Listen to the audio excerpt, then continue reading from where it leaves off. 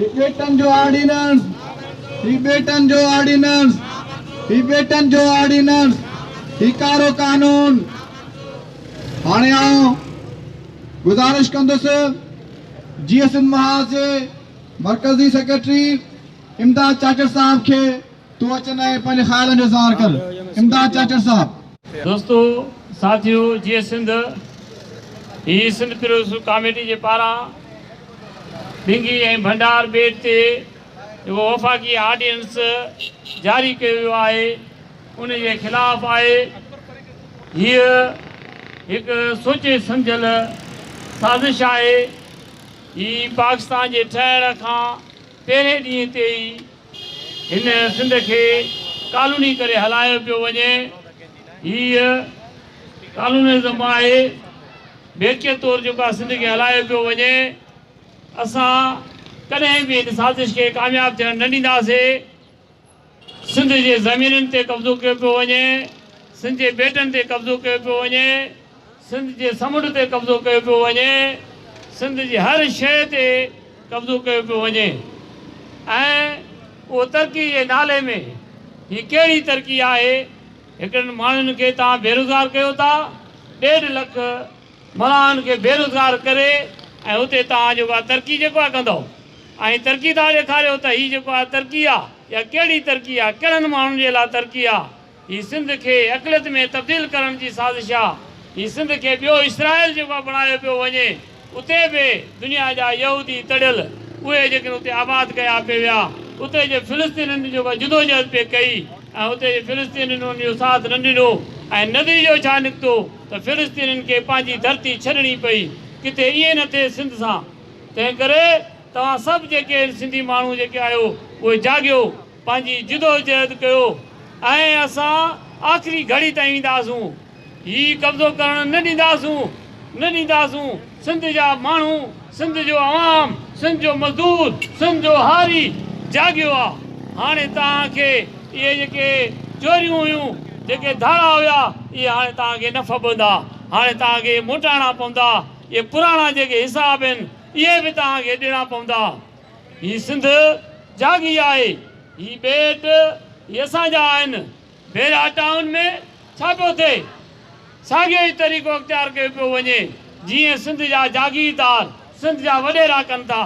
सिंध जे जागीरदारनि या वॾेरनि जे विच में जेकॾहिं कंहिं ग़रीब जो ज़मीन जो टुकड़ो हूंदो आहे त उते हू उनजो पाणी बंदि कनि था, उनजा लंघ बंदि कनि था ऐं उनखे एतिरो तंग कनि था त जीअं पंहिंजी ज़मीन जेको आहे विकिणी वञे।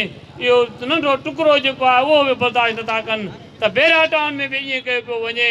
फ़िलहालु जेको आहे उन ॻोठनि खे जेको आहे कड़ा चाढ़े ऐं उन्हनि खे बंदि कयो पियो वञे। ऐं हाणे टियों ॾींहुं तव्हां ॾिठो त उते उन्हनि जा रस्ता बंदि कया विया, उहे लंघ बंदि कया विया। जेको काठोड़ ऐं गडाब खे जेको रस्तो जेको आहे पुराणो रस्तो आहे जेको मिलाए थो उहो बंदि कयो वियो आहे त जीअं हिते जे माण्हुनि खे, हिते जे ॻोठाणनि खे तंग कजे त हीअ जेके ज़मीनूं सस्तियूं जेके मलिक रियाज़ खे जेको आहे विकिरो कनि। जीअं हिते धारियो माण्हू जेको आबाद थिए, असां कॾहिं बि ईअं न थियणु ॾींदासीं ऐं असां आख़िरी हद ताईं जदोजहद कंदा रहंदासूं। ऐं तव्हांखे इहा भुल आहे त तव्हां हिकिड़े कागज़ जे टुकड़े ते जेको ऑर्डिनेंस जेको आहे जारी करे जेको आहे सिंध ते तव्हां कब्ज़ो करे वेंदो, इहा तव्हांखे भुल आहे। सिंधी माण्हुनि जी तव्हां मज़ामत ॾिठी न आहे ऐं सिंधी माण्हुनि जॾहिं मज़ामत शुरू कई पोइ तव्हांजा जेके हीअ आहिनि जिन ते तव्हां जंहिं ताक़त ते तव्हां भालियो था, इहे ताक़तूं जेके तव्हांखे लभंदियूं कोन। उनजो मिसाल तव्हां ॾिसी बि चुका आहियो हिकु दफ़ो 1971 में बि ॾिसी चुका आहियो। ऐं उहे साॻियूं जेके आहिनि तव्हां उहे तरीक़ा अख़्तियार कया आहिनि, उहे साॻिया तरीक़ा अख़्तियार कया आहिनि। इहे तरीक़ा न हलंदा। सिंध जे आवाज़ खे ॿुधो, न त जेको आहे तव्हां बि न रहंदो। महिरबानी।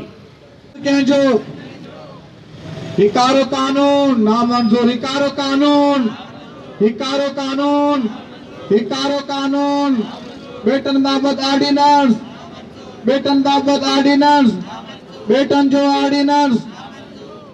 हाणे आऊं गुज़ारिश कंदुसि अवामी जमहूरी पार्टीअ जे मरकज़ी सदर ऐं सिंध प्रोग्रेसिव कमेटीअ जे कन्वीनर मोहतरम विष्णुमल साहब के तो पाण अचन खिताब कन। मोहतरम विष्णुमल साहब।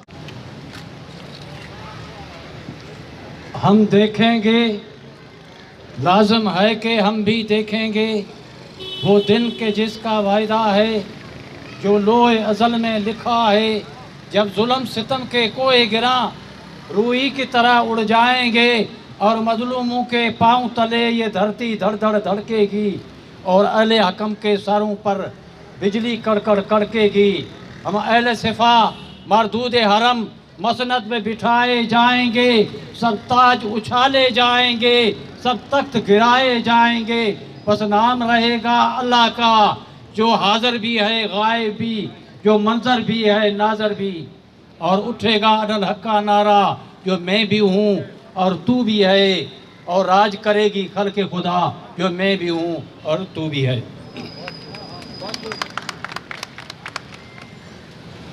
ही हुकूमत जेका स्टेट हिन नाले सां असांजे मथां 73 सालनि खां मुसलत आहे, जेका कब्ज़ागीर आहे। 73 सालनि में ही स्टेट कब्ज़ागीर आहे। क्रिमिनल माण्हुनि जो कब्ज़ो आहे। ही स्टेट क्रिमिनल स्टेट आहे, जे पंहिंजी तारीख़ में क्राइम कयो आहे। असां सां एग्रीमेंट हुई 3 खाता वफ़ा खे मिलंदा, बाक़ी खाता सूबनि जे हवाले हूंदा। उहा एग्रीमेंट खे हिननि बिल्डोज़ करे छॾियो। आइन चवनि था त कागज़ जो टुकड़ा, बोल कहते हैं तो ये भाई कागज़ का टुकड़ा है, ये क्या है, क्या होता आइन? यानी 18वीं तरमीम खां पोइ जेके वसीला आहिनि उहे सिंध जा आहिनि, सूबनि जा आहिनि, पर हे उहा ॻाल्हि क़बूल करण लाइ तयारु न आहिनि।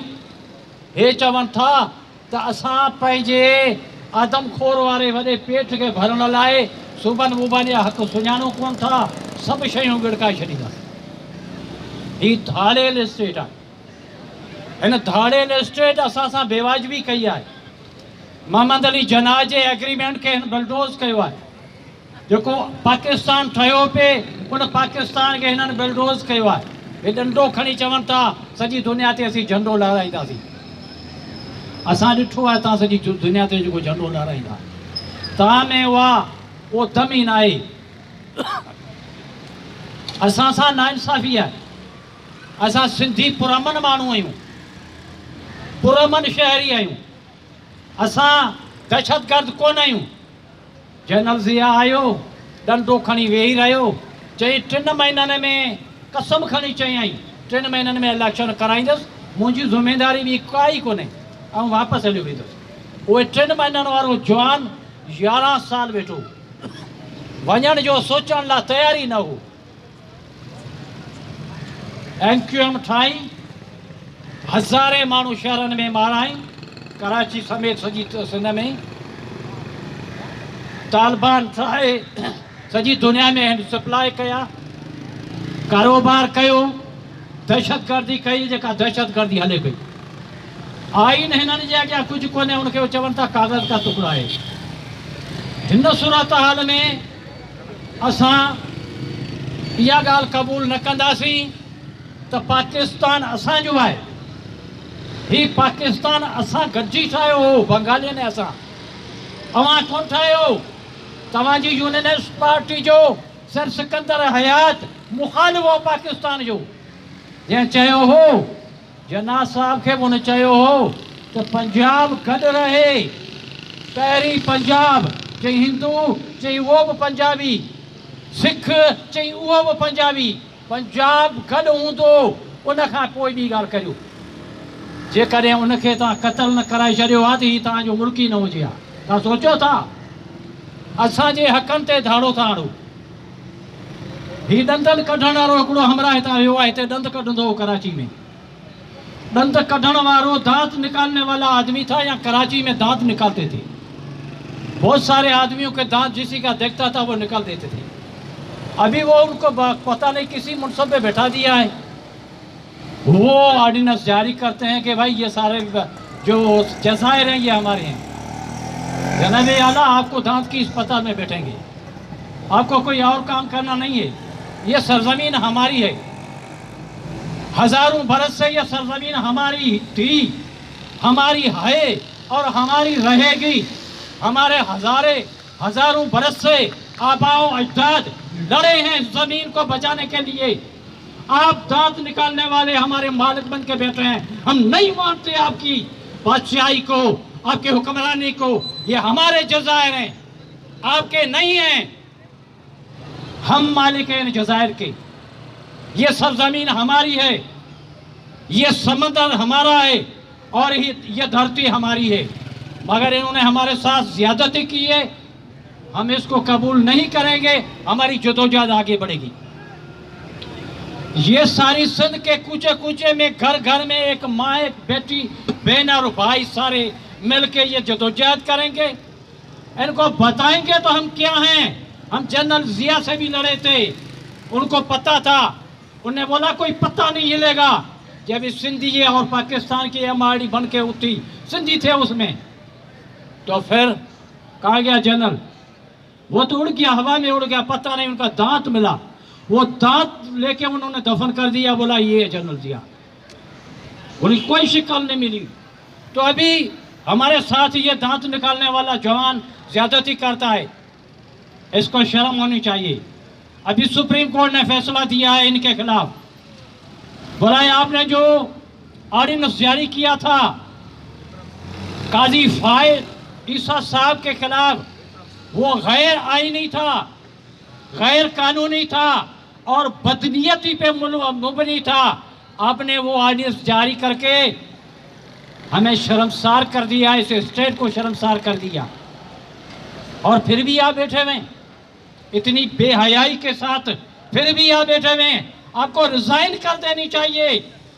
आपने इस स्टेट को इतना शर्मसार किया है, फिर भी आप बैठे हुए। आपको रिजाइन करनी चाहिए। दांत निकालने वाले मोहतरम साईं, ये आपकी बादशाहत और शहनशाहत नहीं है। ये सिंध असांजी है, असांजी रहंदी। असां के बदमाश के पंहिंजे जज़ाइरनि ते, पंहिंजे बेटनि ते, पंहिंजे वसीलनि ते, पंहिंजे समंड ते कब्ज़ो करण न ॾींदासीं। छा था चओ? वणंदासीं, सची पची वणंदासीं। जेलनि में वञणो पियो त वेंदासीं, मुक़ाबिलो करणो पियो त कंदासीं। हिन ॾंद कढण वारे खे भॼाईंदासीं, हिन बाल खणण वारे खे भॼाईंदासीं, हिननि बदमाशनि रहज़ाननि मां जान छॾाईंदासीं। बेट सिंधियुनि जा आहिनि। छा था चओ? बेट बेट बेट बेट बेट बेट वही शहर कंजा, वही बेट कंजा, वही संड कंजो, वही बनियो कंजू, वही कराची कंजी, नारे ये से बेट कंजा। हे बेट असांजो जिस्म जो हिस्सो आहिनि। जी हथ आहिनि, जी अखियूं आहिनि, जी कन आहिनि, जी पेर आहिनि, जी दिमाग़ आहे, जी जिस्म जा हिस्सा आहिनि। हे बेट असांजे जिस्म जो हिस्सो आहिनि। हे किथां ॿिए पासां खणी कोई न आया आहिनि।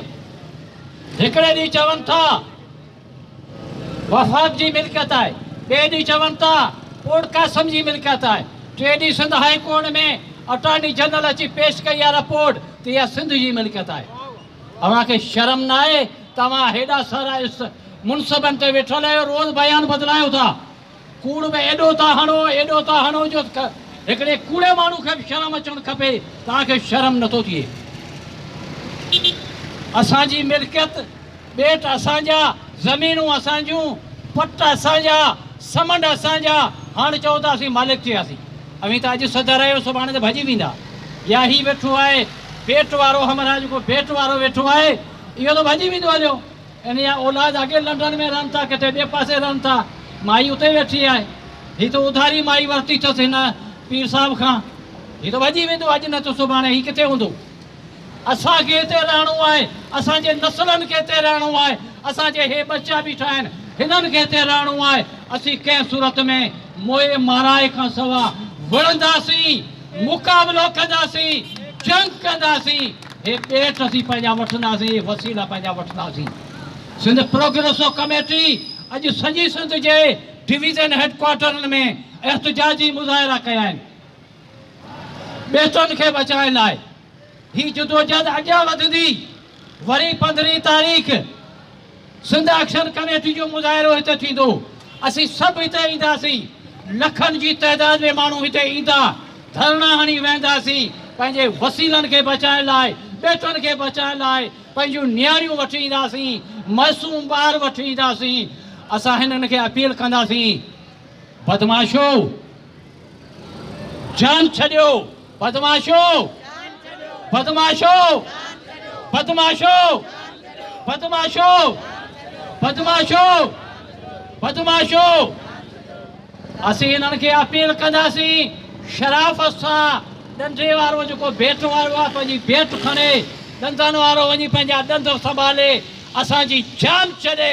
सिंध असांजी, वसीला असांजा, समूंड असांजो, ॿेट असांजा, ही पट असांजा। अवी कब्ज़ा गीर आयो, अवां जो इलाज बि असांखे अचे थो, पर उहो पोइ कंदा। तव्हांजी वॾी महिरबानी।